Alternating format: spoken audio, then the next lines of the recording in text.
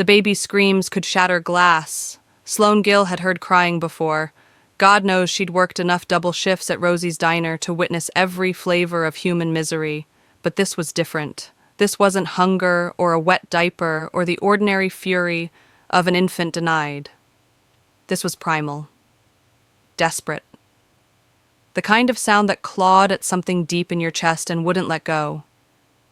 She balanced 3 plates on her left arm, the weight familiar as breathing, and nudged the kitchen door open with her hip. The diner was half empty, the usual Tuesday afternoon lull, but every head had turned toward booth 7. The screaming came from there, relentless as a car alarm, and Sloane felt the exhaustion in her bones deepen. "Table 4's getting cold," Jerry barked from the kitchen, his voice barely audible over the wailing. Sloane didn't answer.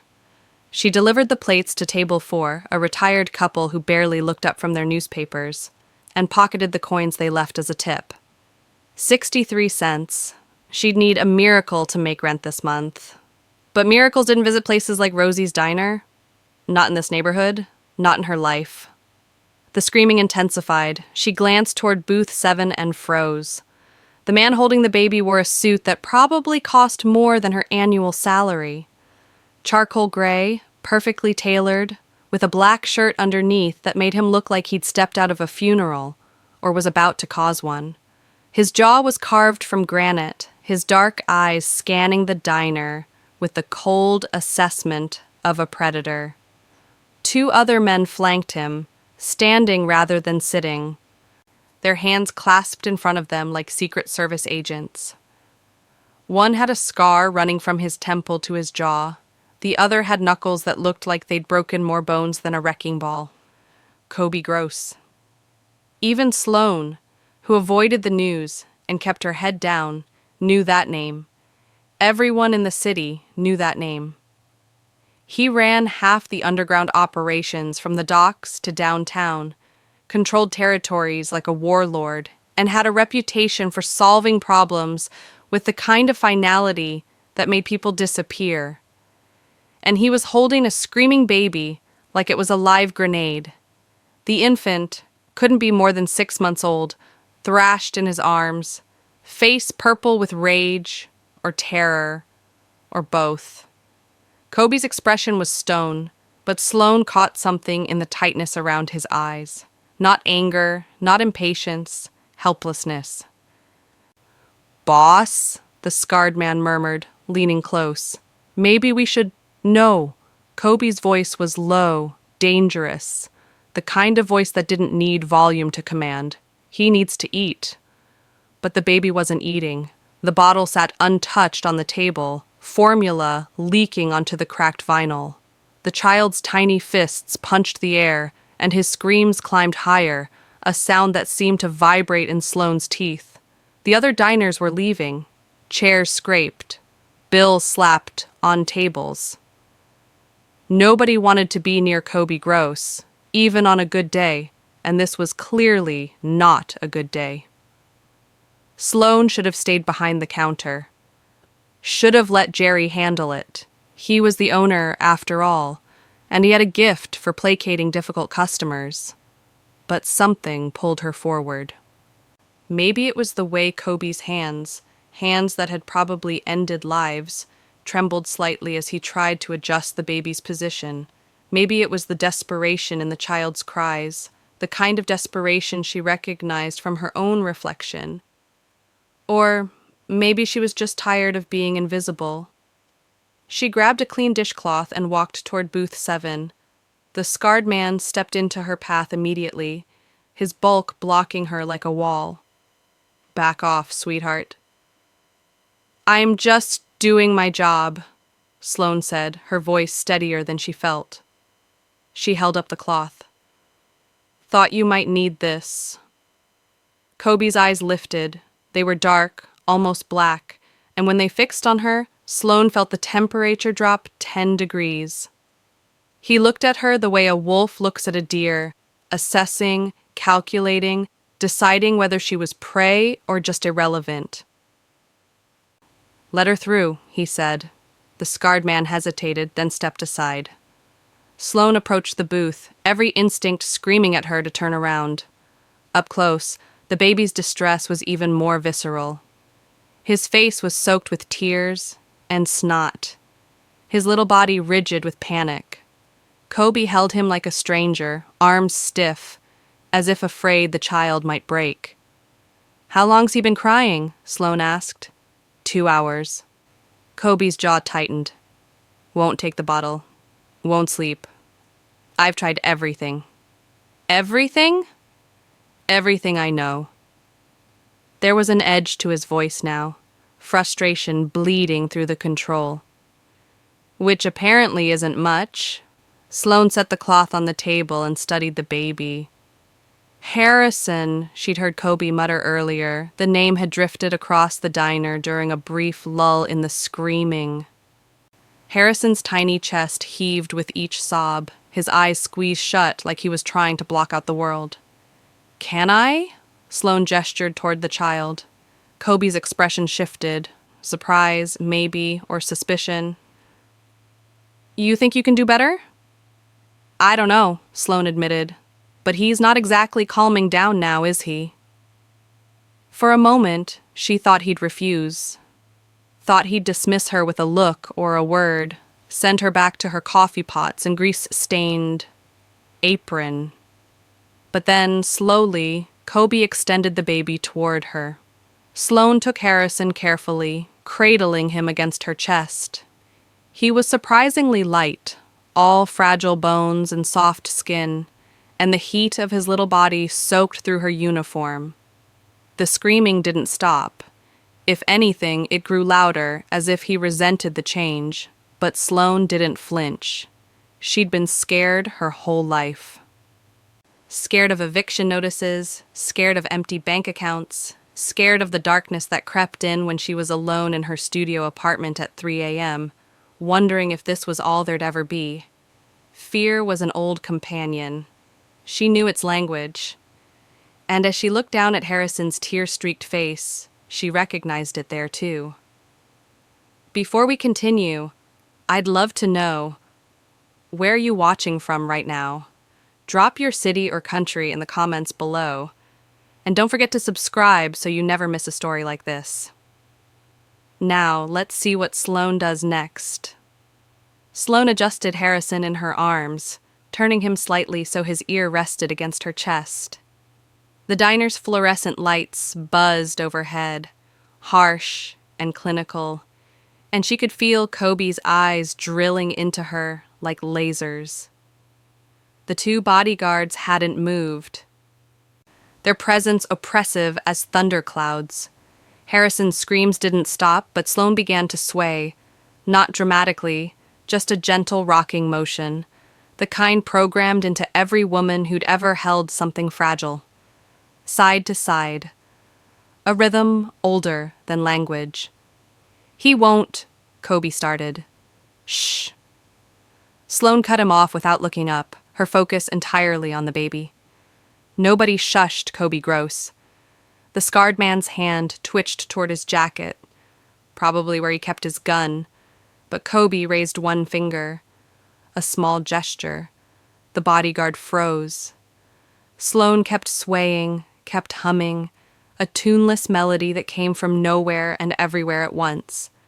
Harrison's cries began to shift, losing some of their razor-edge panic. Not calming, not yet, but changing. She studied his scrunched face, the way his fists remained clenched, the tension in his tiny spine. Then she saw it. Act 3, rising tension. The black SUV idled outside Sloane's apartment building like a shark circling prey. She stood on the cracked sidewalk, Harrison's diaper bag slung over her shoulder, a designer thing that probably cost more than her rent, and stared at the vehicle with its tinted windows and gleaming chrome. 24 hours ago, she'd been worried about making tips. Now she was about to get into a car with a Mafia boss to teach him how to parent. Her life had officially jumped the rails. The rear door opened, and Kobe leaned out.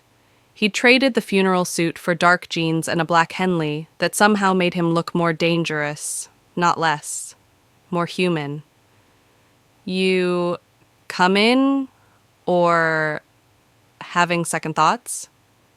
Third and fourth thoughts, actually, Sloane muttered, but she climbed in anyway.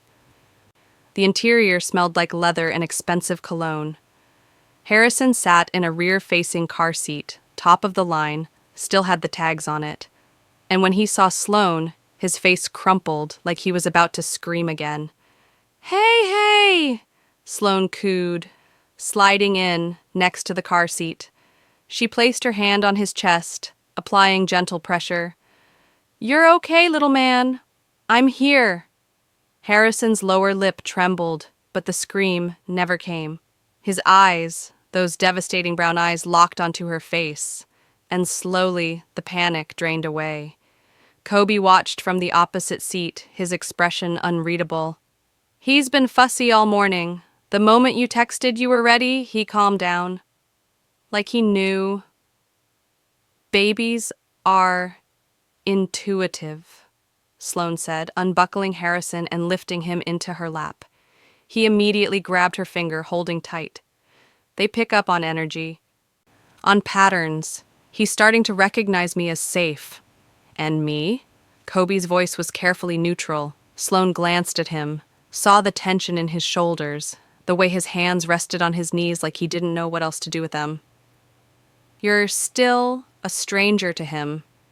A stranger who's nervous, which makes him nervous. It's a cycle. So, how do I break it? Time, consistency, and..." She hesitated. "You need to relax. I know that's probably impossible, given your profession. But Harrison can feel your stress. It amplifies his own." The scarred bodyguard, Marcus, she'd learned, snorted from the driver's seat. "Boss doesn't do relaxed." "Marcus," Kobe said quietly, and the man immediately shut up. The SUV pulled away from the curb, navigating through traffic with practiced ease. Sloane watched the city slide past the tinted windows, her neighborhood of check-cashing stores and liquor marts giving way to tree-lined streets and renovated brownstones. They were heading uptown, to Kobe's world. "Where exactly are we going?" she asked. "My place. I have everything set up. Nursery, supplies, all the books say to have. But every time I try to follow the instructions, Harrison loses it." Kobe ran a hand through his dark hair, frustration bleeding through his control. "I'm a quick learner. I've built an empire from nothing. But this..." He gestured at the baby. "This, I can't figure out." "Because you can't intimidate a baby into compliance," Sloane said then, realizing how that sounded. "Sorry. That came out harsher than I meant." But Kobe smiled. A real smile this time, transforming his face from threatening to almost handsome. Almost. "No, you're right. I'm used to people doing what I say because they're afraid not to. Harrison doesn't care who I am. He just knows I'm failing him." The vulnerability in those words hit Sloane like a fist to the sternum. She adjusted Harrison on her lap, pressing a kiss to his downy head without thinking. "You're not failing him. You're learning. There's a difference." "Is there?" Kobe's dark eyes found hers. "Because from where I'm sitting, it feels the same." Sloane didn't have an answer for that. She knew about failure. It had been her constant companion for 26 years.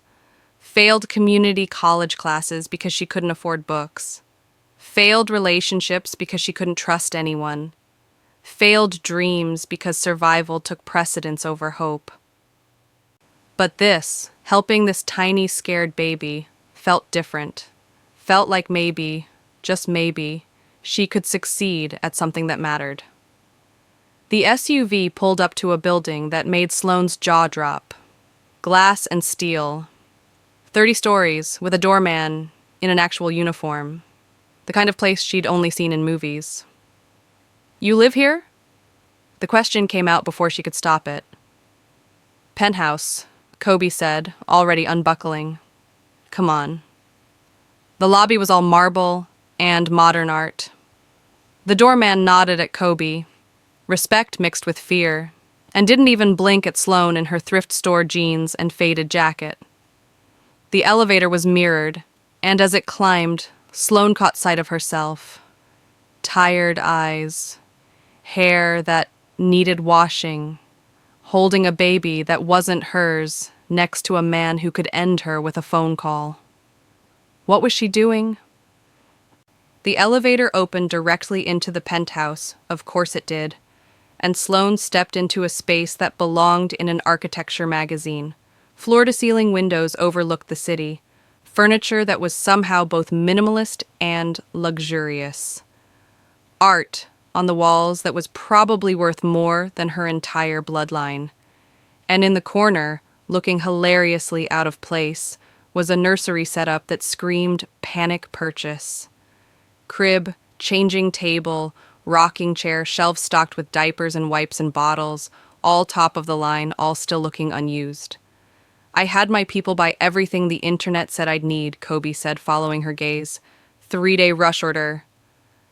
Your people, Sloane repeated. I don't exactly have time to shop. Harrison had been quiet during the elevator ride, lulled by the motion, but now he started to fuss. Little whimpers that would escalate if not addressed. He's hungry, Sloane said. When did he last eat? 6 this morning. Took 2 ounces before he started screaming. That's not enough. He should be eating every 3 to 4 hours. She moved toward the nursery, already shifting into problem-solving mode. Do you have formula? Cabinet next to the bottles. Sloane found it. Organic. Expensive. The kind advertised by celebrities. She prepared a bottle with practiced efficiency while Kobe watched, his presence a constant pressure at her back. Temperature matters, she explained as she tested the formula on her wrist. Too hot, he'll refuse it. Too cold, same thing. Body temperature is ideal. How do you know all this? Kobe asked. You said you're not a professional. Sloane's hands stilled. She thought about telling him the truth, about the foster homes, the string of temporary families, the babies and toddlers she'd helped care for because the overwhelmed foster parents needed an extra set of hands. About learning early that making yourself useful was the only way to survive. But that felt too raw, too exposing. I babysat a lot, she said instead, which wasn't entirely a lie. She settled into the rocking chair, butter-soft leather, that probably cost more than her car, and offered Harrison the bottle. He latched immediately, his eyes drifting closed in contentment as he drank. Kobe lowered himself onto the ottoman in front of her, close enough that their knees almost touched. Show me. Show you what? How to do what you're doing, the way you hold him, the angle of the bottle, all of it. Sloane demonstrated, walking him through each step, how to support Harrison's head, how to keep the bottle tilted so he didn't swallow air, how to watch for cues that he was full or needed to burp. Kobe listened with the intensity of a man memorizing battle plans. When Harrison finished 3 ounces and started to fuss, Sloane lifted him to her shoulder and patted his back. Firm but gentle, she instructed. You're trying to help trapped air escape, not beat it out of him. Harrison burped. A surprisingly loud sound for such a small person, and Sloane laughed. The sound surprised her. When was the last time she'd laughed? Kobe was staring at her, something unreadable in his expression. What? Sloane asked, suddenly self-conscious. Nothing. It's just... You're good with him. Natural. I'm just paying attention. That's all babies need. Someone to pay attention. Is that what you needed? The question was soft, almost tentative. When you were scared? Sloane's breath caught. She looked down at Harrison, now dozing against her shoulder, milk-drunk and peaceful. Yeah, she admitted quietly. That's all I needed. Someone to notice I was scared instead of punishing me for it. The silence that followed felt heavy with unspoken things. Kobe reached out slowly, giving her time to pull away, and touched Harrison's tiny hand. The baby's fingers instinctively curled around his thumb. "He's so small," Kobe murmured. "So fragile. What if I break him?" "You won't." "How do you know?" "Because you're afraid of breaking him. People who hurt kids don't worry about it. They just do it." Sloane met his eyes. "You care. That's already half the battle." Kobe's jaw worked silently. Then, his mother, the woman who left him, she said I'd ruin him. That men like me don't get to have families. That I'd turn him into a monster or get him killed. The pain in his voice was raw, unfiltered, and Sloane felt her heart crack open a little wider. "She was wrong," Sloane said firmly. "You're not going to ruin him, you're going to save him. Because you're here, trying when you could have just walked away." "I don't walk away from my responsibilities." "Even the ones you didn't ask for?" Kobe's thumb stroked Harrison's tiny knuckles, a gesture so gentle it made Sloane's throat tight. "Especially those." Harrison had fully fallen asleep now, his body a warm, trusting weight against Sloane. She should transfer him to the crib, should start teaching Kobe the mechanics of diaper changes and sleep schedules. Should maintain the professional distance this arrangement required, but instead, she sat there in the rocking chair, holding a baby who wasn't hers, next to a dangerous man who was trying desperately to be good, and felt something she hadn't felt in years. Hope. "Okay," she said finally. "Let's make a plan. For the next week, I'll be here every day." "Move in," Sloane blinked. "What?" "Move in, for the week. There's 4 bedrooms. You can have your pick. I'll pay you by..." He named a figure that made her head spin. "Plus room and board. It'll be easier than commuting, and Harrison needs consistency." "I can't just move in with you. I have a job, an apartment, a life." "Do you?" Kobe's gaze was piercing. "Because from what I saw, your apartment is a 4th-floor walk-up with bars on the windows. Your job pays minimum wage plus whatever tips people bother to leave. And your life..." He paused. "Your life looks like you're surviving, not living." The words should have offended her, should have made her angry. But they were true. And the truth had a way of cutting through bullshit. "1 week," Kobe continued. "Help me figure this out. Save us both. Then you can go back to your life if that's what you want. But I'm betting that by the end of the week, you won't want to." Sloane looked down at Harrison, at his peaceful sleeping face. Thought about her empty studio apartment, about the diner where nobody knew her name despite 3 years of service, about the loneliness that had become so familiar, she barely noticed it anymore.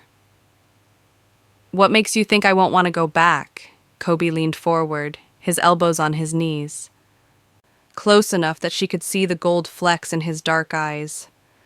"Because I see you, Sloane Gill. I see how you light up when Harrison stops crying, how you relax when you're holding him, how you look at him like he's the most important thing in the world." His voice dropped. "And I'm betting nobody's ever looked at you that way. Nobody's ever made you feel important." The accuracy of that statement stole her breath. 1 week, Kobe repeated. "What do you have to lose?" "Everything," Sloane thought. Her walls, her safety, her carefully constructed solitude that protected her from being hurt.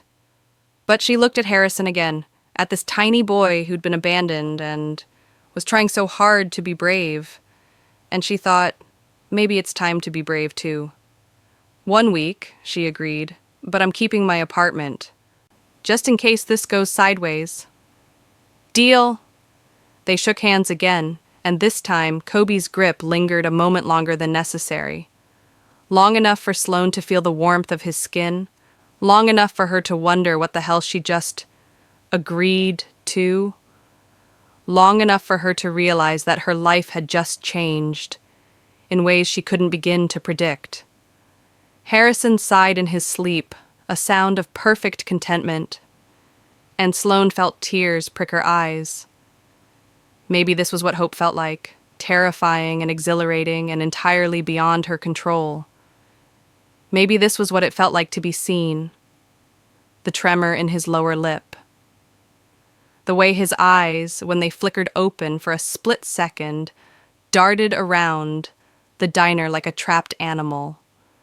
The rapid patter of his heartbeat against her palm.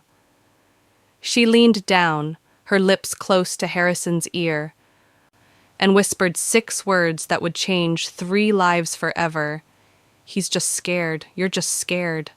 The screaming stopped, not gradually, not with a whimper or a fade. It stopped like someone had flipped a switch, plunging the diner into a silence so profound that Sloane could hear the kitchen refrigerator humming 3 rooms away. Harrison's eyes opened fully for the first time. They were brown, deep, liquid brown, with flecks of gold that caught the light. And they fixed on Sloane's face with an intensity that seemed impossible for someone so small. His breathing was still ragged, his cheek still wet, but the panic had drained away like water through a sieve. "What did you do?" Kobe's voice was barely above a whisper, but it carried the weight of a shout. Sloane looked up, meeting those predator eyes. "Nothing." I just told him the truth. The truth. Kobe stood slowly, his 6'3" frame unfolding from the booth like a switchblade opening. "And what truth is that?" "That he's scared." Sloane kept her voice soft, aware that Harrison was watching her with that unnerving baby focus. "Look at him. He's been crying for 2 hours because he's terrified and nobody was listening." "Terrified of what?" the scarred bodyguard scoffed. "He's 6 months old. What's he got to be afraid of?" Sloane turned to face him, and something in her expression made the big man take a step back. "Everything," she said quietly. "He's afraid of everything. The noise, the lights, the strangers, the fact that the person holding him—" She glanced at Kobe. "No offense, but you're tense as a coiled spring. Babies feel that. They know when the person holding them is uncomfortable." Kobe's jaw worked silently, a muscle ticked in his cheek. "You were holding him like he might explode," Sloane continued, emboldened now by Harrison's calm weight in her arms. "Arms stiff. No warmth. He could feel your fear, and it made him more afraid. Kids, even babies this small, they mirror what they feel from us." I wasn't afraid. The words came out like bullets, sharp and defensive. "Maybe not afraid," Sloane allowed, "but definitely out of your depth. And that's okay. Babies are—" She looked down at Harrison, who was now sucking on his fist, his eyes heavy-lidded. "They're complicated, especially when they're scared." Kobe moved closer, and Sloane's breath caught. Up close, he was even more intimidating. The suit, the cologne that probably cost more than her car, the sheer presence of a man who commanded empires built on fear and respect. But there was something else there too, something she hadn't expected. Vulnerability. "How did you know," he asked, "that he was scared?" "Because I know what scared looks like." The words came out before Sloane could stop them, raw and honest. "I've been scared my whole life. You learn to recognize it in other people, even in babies." Silence stretched between them. Harrison had fallen asleep, his breathing evening out into soft snuffles. His tiny hand had curled around a strand of Sloane's hair, holding on like an anchor. "Who is he?" Sloane asked quietly. "Your son?" Kobe's expression shuddered immediately. "That's not your concern." "Right." Sloane nodded, recognizing dismissal when she heard it. "Well, he's asleep now. You should probably keep holding him," Kobe's hand shot out, not touching her but blocking her path. Please. The please caught her off guard. Men like Kobe Gross didn't say please. They commanded, demanded, took what they wanted without asking. But here he was, this dangerous man in his expensive suit, asking a broke waitress to keep holding a baby who'd finally found peace. I have tables, Sloane said weakly. I'll pay for the lost wages. Kobe pulled out his wallet, black leather, thick with bills, and tossed $300 bills on the table without counting. Just stay for a few minutes. Sloane stared at the money. $300. That was groceries for a month. That was her electric bill and her phone bill, and maybe even enough left over for the prescription she'd been putting off. That was a miracle. Landing in booth 7 at Rosie's diner on a Tuesday afternoon. Okay, she heard herself say, but you should sit down. You look like you're about to pass out. Kobe blinked, surprise flickering across his features before he controlled it. Then, slowly, he sank back into the booth. The bodyguards remained standing, silent sentinels, but their posture had relaxed fractionally. Sloane slid into the booth across from Kobe, adjusting Harrison carefully. The baby sighed in his sleep, a sound so content it made her chest ache. "What's his story?" she asked, unable to help herself. "Why do you care?" "Because I just spent 15 minutes calming him down, and I'd like to know if I'm going to get shot for asking questions." A ghost of a smile touched Kobe's lips. Barely there, gone in an instant, but Sloane saw it. "You're not going to get shot." "That's reassuring." His mother... Kobe's voice faltered and he looked away, jaw tightening. His mother left him 3 days ago, dropped him at my door with a note saying she couldn't do it anymore. That he was mine now.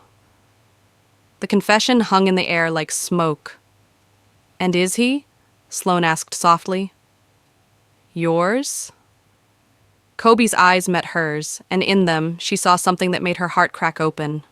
Not anger, not calculation, just exhaustion bone deep and soul heavy. "I don't know," he admitted. "I had one night with her, 2 years ago. She never told me she was pregnant, never reached out, and now..." He gestured helplessly at Harrison. "Now I have a baby who screams every time I touch him, and I have no idea what I'm doing." Sloane looked down at the sleeping child in her arms. Harrison's face was peaceful now, the tear tracks drying on his cheeks. She thought about fear, the way it lived in your body, the way it made you scream when words weren't enough, the way it made you push people away, even when all you wanted was to be held. "He's scared," she repeated, softer this time. "But not of you. He's scared because everything's changed. New place, new person, no mother. His whole world just disappeared and he's too little to understand why. So, he screams, because that's all he knows how to do." Kobe leaned forward, elbows on the table, and for the first time since she'd approached the booth, Sloane saw past the Mafia boss exterior. Saw the man underneath, lost, desperate, trying to figure out how to be something he'd never been before. A father. "Can you teach me?" The question came out rough, almost painful. How to make him not scared? Sloane's throat tightened. She thought about the $300 on the table, about her empty apartment and her emptier bank account, about the walls she'd built around her own heart to survive in a world that didn't care if she existed. And she thought about Harrison, this tiny, terrified life caught between two strangers who were both drowning in their own ways. "I'm not a professional," she said. "I'm just a waitress who..." "You got him to stop crying in 30 seconds, Kobe interrupted. 30 seconds, after 2 hours of hell. That's not luck, that's understanding." "It's empathy," Sloane corrected, "which is free." And something you probably don't see much of in your line of work. His eyes darkened. You know who I am. Everyone knows who you are. And yet you're still here. Yeah. Sloane met his gaze steadily. I guess I am. Harrison stirred slightly, his hand tightening around her hair, and Sloane felt something shift inside her chest. Something dangerous and foolish and entirely beyond reason. 1 week, she found herself saying. I'll help you for 1 week. Show you the basics. How to hold him, how to feed him, how to read his cues. After that, you're on your own. Kobe stared at her like she'd just offered him the moon. Why would you do that? Because I know what it's like to be scared and alone, Sloane thought. Because I know what it's like when nobody hears you screaming. Because this baby deserves better than 2 broken people pretending they know what they're doing. But what she said was, because he needs help. And apparently, so do you. Kobe nodded slowly, something unreadable flickering in his eyes. Then he extended his hand across the table, a hand that had probably ordered deaths, signed contracts worth millions, and wielded more power than Sloane would ever understand. She looked at it for a long moment. Then, still holding Harrison with one arm, she reached out and shook it. His grip was firm, warm, human. 1 week, Kobe agreed, and in that moment, as their hands clasped over a sleeping baby in a rundown diner, neither of them realized they'd just made a deal that would save them both. Day 5, and Sloane had forgotten what her old life felt like. She woke in Egyptian cotton sheets, made coffee in a kitchen with appliances that cost more than her car, and spent her days watching Kobe transform from a dangerous stranger into a father who knew the difference between Harrison's hungry cry and his tired cry. The DNA test had confirmed it on day 3, 99.9% match. Harrison was his son. And Sloane was... what? She tried not to think about it, tried not to notice how her heart jumped when Kobe smiled at her, tried not to feel the loss already creeping in, knowing she had 2 days left. It was 2 a.m., when Harrison's cries woke her. Sloane reached the nursery to find Kobe already there, holding Harrison against his chest, swaying with the gentle rocking motion she'd taught him. Hey, hey, Kobe murmured. It's okay, Daddy's here. Harrison's cries quieted. His tiny fist curled into Kobe's shirt, trusting. Kobe looked up and saw her. Their eyes met across the dim nursery. And something electric passed between them. You did it, Sloane whispered. We did it. He lowered Harrison into the crib, then walked toward her. They stood inches apart, the air charged. Sloane, don't go back. After the week, stay. Help me raise him. Be part of this. I'm just the help, Sloane said, voice wavering. You're not the help. His hand touched her cheek. You're the reason my son sleeps through the night. The reason I don't feel like I'm drowning.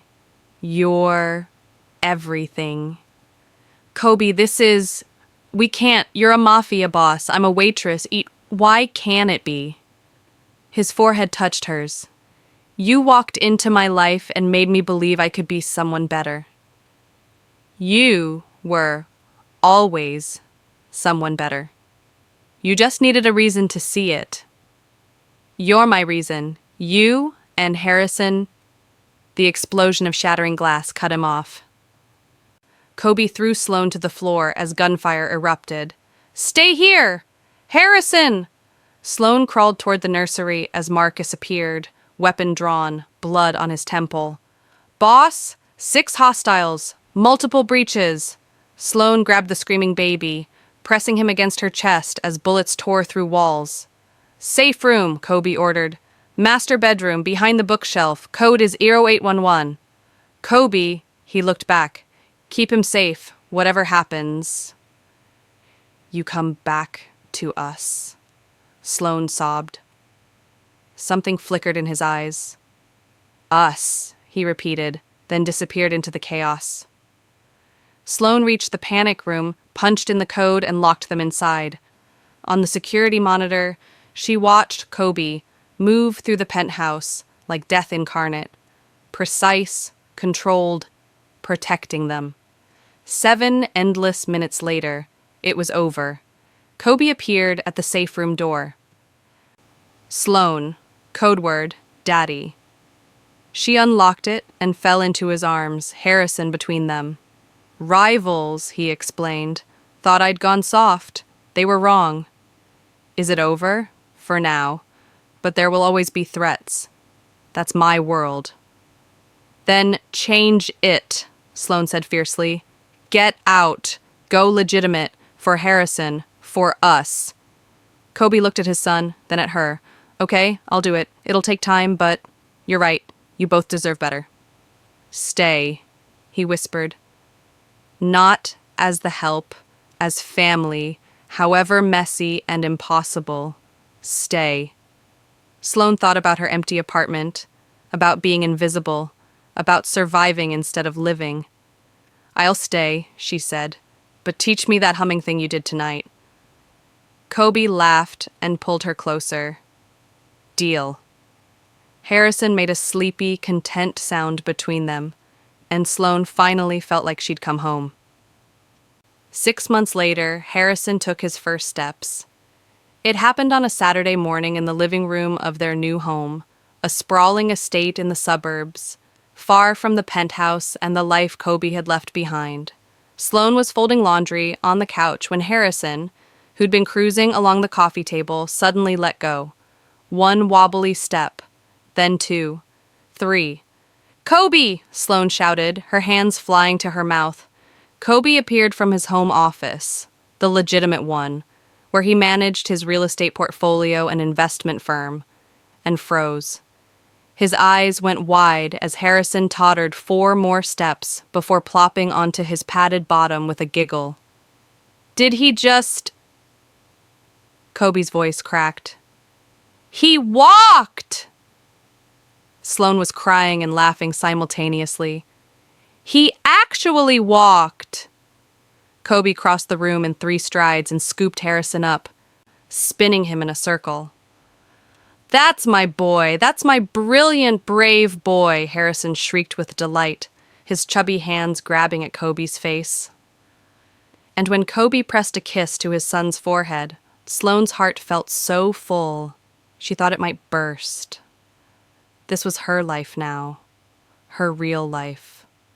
The transition hadn't been easy. Kobe's exit from the underworld had required delicate negotiations, buyouts, and more than a few tense meetings where Sloane had paced the floor with Harrison, praying Kobe would come home. But he had, every single time. He'd kept his promise.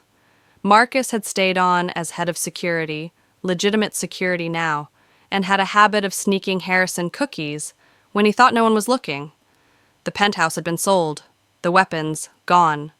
In their place, family dinners, bedtime stories, and a man who'd traded power for something infinitely more valuable, peace. I can't believe we almost missed this, Kobe said, settling onto the floor with Harrison in his lap. He looked up at Sloane with those dark eyes that still made her breath catch. If you hadn't climbed into that SUV 6 months ago, I'd still be invisible, Sloane finished, sitting beside them, and you'd still be pretending you didn't need anyone. I needed you. Kobe's free hand found hers, finger intertwining. I just didn't know it yet. Harrison wiggled free and immediately tried to walk again, this time toward Sloane. She opened her arms, and he made it 5 whole steps before she caught him. Mama, Harrison babbled, patting her face. Sloane's breath stopped. It was the first time he'd said it, the first time he'd called her anything that sounded like a name. She looked at Kobe, tears streaming down her face. Did he just... He did. Kobe moved closer, wrapping his arms around both of them. Because that's what you are, what you've always been. Sloane buried her face in his shoulder, overwhelmed by the enormity of it all. A year ago, she'd been a broke waitress serving coffee to people who never saw her. Now, she was a mother, a partner, someone who mattered. "I love you," Kobe whispered against her hair. "I know we've been taking it slow, and I know we said we'd wait until everything settled, but I can't hold it in anymore. I love you, Sloane Gill. You saved us. Both of us."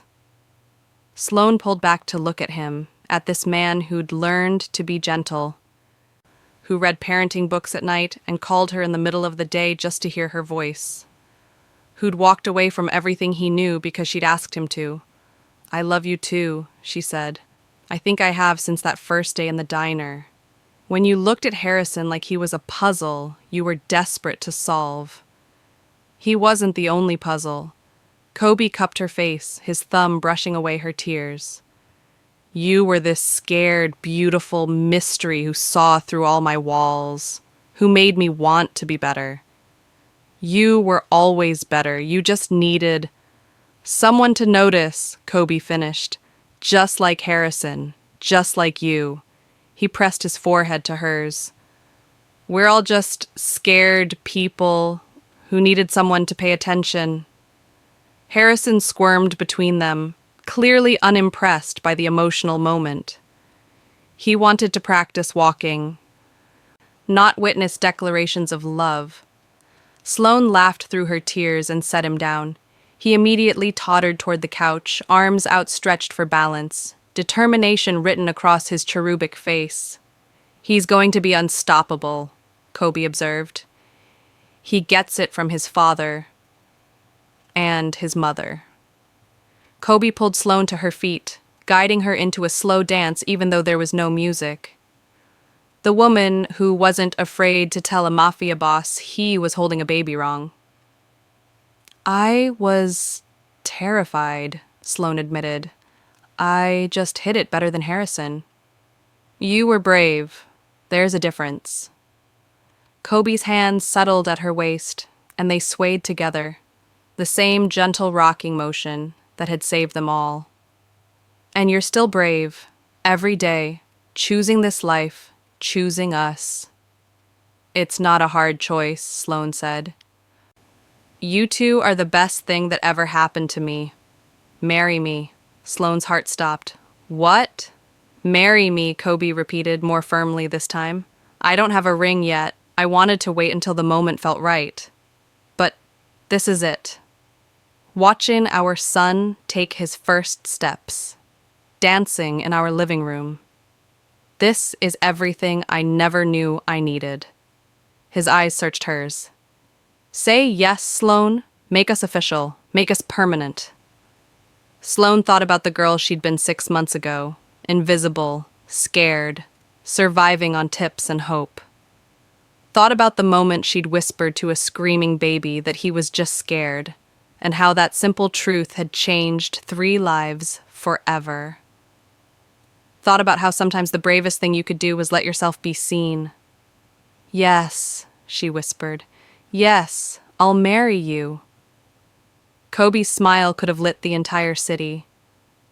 He lifted her off her feet, spinning her the way he'd spun Harrison, and when he set her down, he kissed her, soft and sure and full of promise. Harrison clapped from the couch, not understanding but sensing the joy. "Come here, buddy," Kobe called, and Harrison tottered over, making it all the way across the room before tumbling into Kobe's waiting arms. They stood there, the 3 of them, tangled together in the living room of a house filled with love instead of fear. A family built from broken pieces that had somehow become whole. "Thank you," Kobe murmured, looking at Sloane over Harrison's head, "for seeing me, for seeing us." "Thank you for letting me stay," Sloane replied. Harrison yawned, his adventure exhausting him, and rested his head on Kobe's shoulder. Within minutes, he was asleep. Peaceful, safe, loved. Sloane pressed a kiss to his downy hair, then to Kobe's jaw. We should put him down for his nap. In a minute, Kobe tightened his hold on both of them. I just want to hold you both a little longer. Want to remember this moment. So, they stood there, swaying, slightly, a makeshift family that had found each other in the most impossible way.